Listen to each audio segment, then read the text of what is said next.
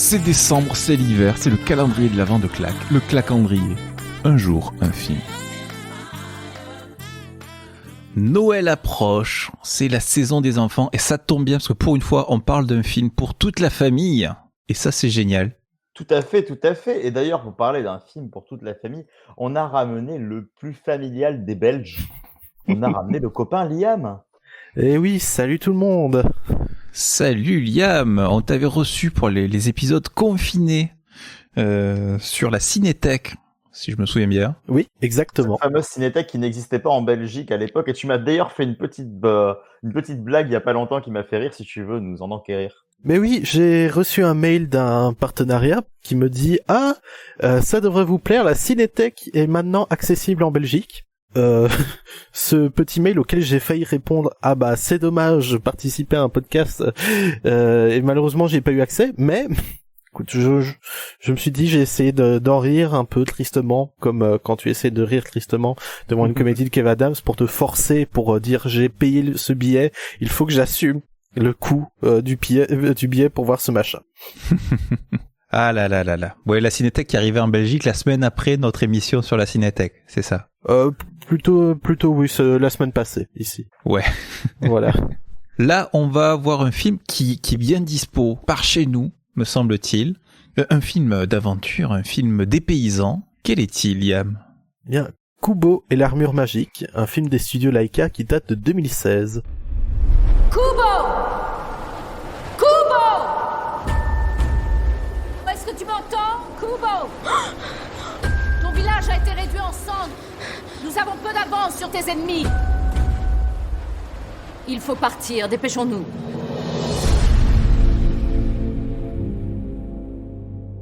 Est-ce que tu peux nous en dire un peu plus sur l'histoire, l'ambiance?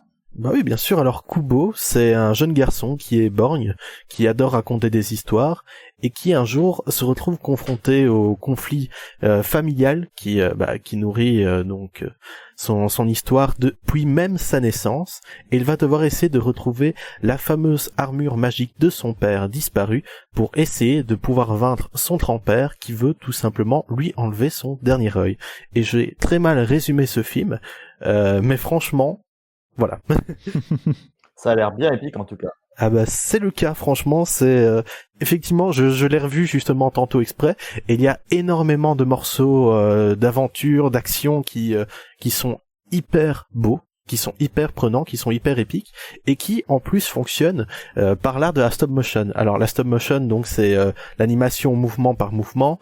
Justement, Laika est un expert dedans. Laika qui a notamment fait donc Coraline, Paranorman, les Box Trolls, qui a fait Missing Link l'année passée et qui a été un énorme échec commercial d'ailleurs.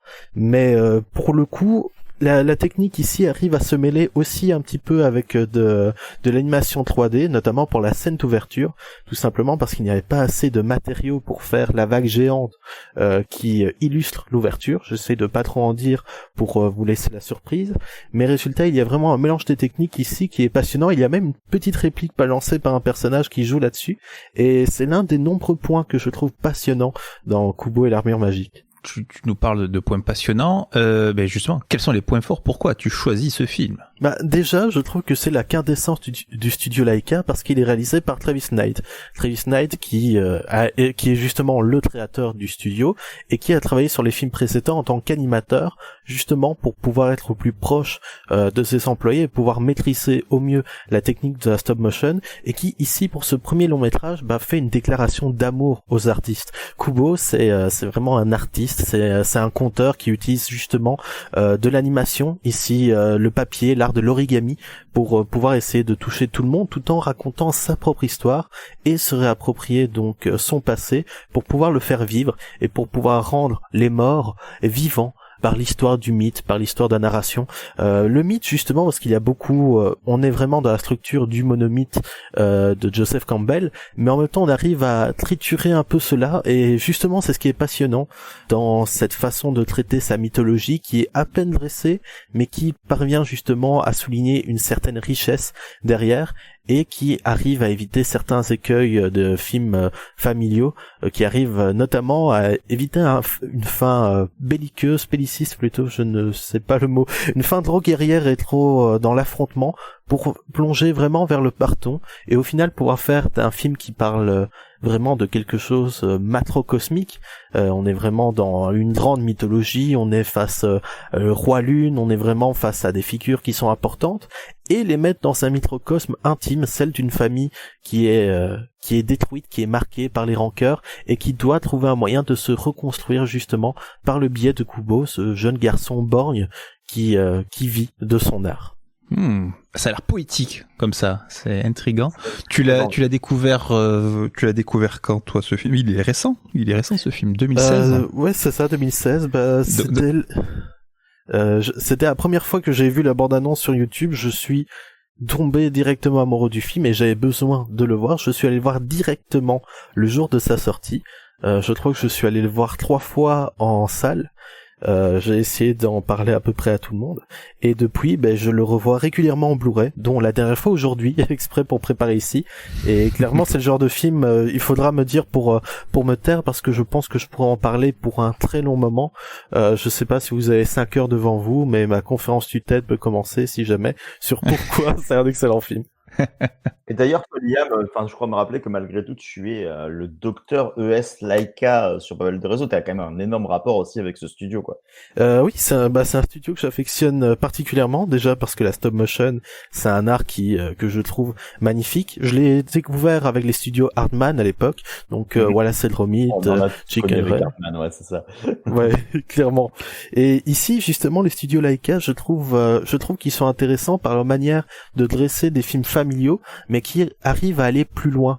Notamment Coraline, premier film du studio, qui est une adaptation de Neil Gaiman et qui arrive à garder exactement, et qui arrive à garder vraiment les aspects les plus sombres du roman et qui arrive à faire clairement un film d'animation qui est censé être pour le cliché, l'animation, c'est pour les enfants, etc. Mais clairement, Coraline, pour moi, c'est l'un des meilleurs films d'Halloween qui soit parce que il me fait peur, vraiment. Paranorman qui arrive à jouer de plusieurs clichés du film d'horreur américain pour vraiment dresser une histoire qui parle de violence religieuse, qui parle d'une peur qui se contamine à travers les générations et qui parle aussi de les box trolls dont l'ouverture on est vraiment face on éradique une espèce par sa différence, et donc ici Kubo qui arrive à être tout à la fois poétique mais également cruel. Il y a une scène d'introduction de personnages qui rappelle vraiment le cinéma d'horreur japonais et qui fonctionne super bien, et c'est ce que j'adore justement chez Laika.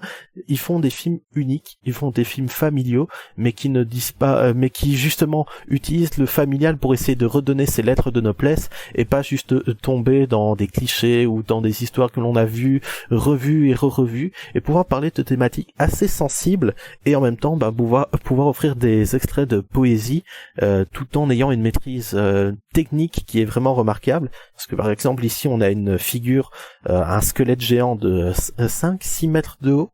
C'est la plus grande figurine en stop motion. Il y a également la plus petite figurine en stop motion, et pour le coup c'est éblouissant la manière dont ils utilisent la technique de la stop motion avec un petit peu d'atout technologique évidemment derrière pour vraiment mettre en avant des histoires de personnages qui sont brisés et qui arrivent à se reconstruire de manière différente. Et justement, quelle meilleure technique que l'imperfection de l'art du mouvement de l'animation mouvement par mouvement pour illustrer ces histoires.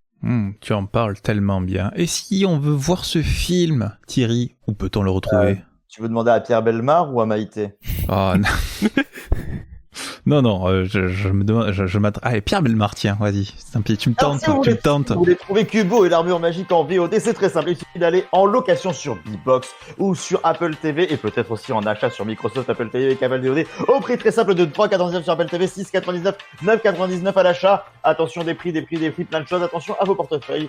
Les indices s'affichent en bas de l'écran. Ouais, en fait, on est plus proche du vendeur à la sauvette. C'est un peu Laurent Cabrol, ouais. C'est un peu télé. Ouais, à la foire. Je pensais que t'allais choisir Maïté, là. Je me suis un peu retrouvé perdu. Ah, Maïté, ça donne quoi? Tu sauras ça sur la prochaine. Je saurai ça sur la prochaine. J'aurais voulu entendre ça. Très bien. Merci, chers amis. Merci, Liam. Merci à vous pour l'invitation. C'est toujours un plaisir de parler de ce film et surtout avec vous. Donc, voilà. Quant à nous, on se retrouve demain avec Thierry pour un nouveau film et un nouvel invité. Tout à fait. Et à demain, évidemment. Voilà, c'est enregistré. Voilà. Alors moi j'ai eu un peu peur quand j'ai vu le titre original. C'était Kubo, Kubo and the Two Strings.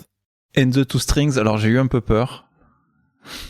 En fait, c'est pour faire référence, c'est l'instrument qu'il utilise, c'est un shamisen, et justement, donc son instrument n'a plus que 2 cordes, donc voilà. On coupe l'enregistrement, on est d'accord? Ah oui, ça n'apparaîtra jamais. Ok. Sauf si je laisse couler, bien sûr. Mais bon. Non, tu sais, avec les films douteux de certains, tu sais, j'avais un peu peur. Non, mais voilà, pour le coup, oui, c'est un truc qui m'avait marqué aussi, mais finalement, je préfère justement le nom de Kubo and the Two Strings, parce que justement, ça fait vraiment référence à l'instrument et pas juste à l'armure qui a une connotation plus guerrière. Et vu le film, bah, je trouve que ça fonctionne mieux. Hop, j'enregistre mon projet, parce que c'est Allez. notre projet. C'est notre projet. Allez, je coupe l'enregistrement aussi. Arrête, Allez, on entendra suffisamment demain matin.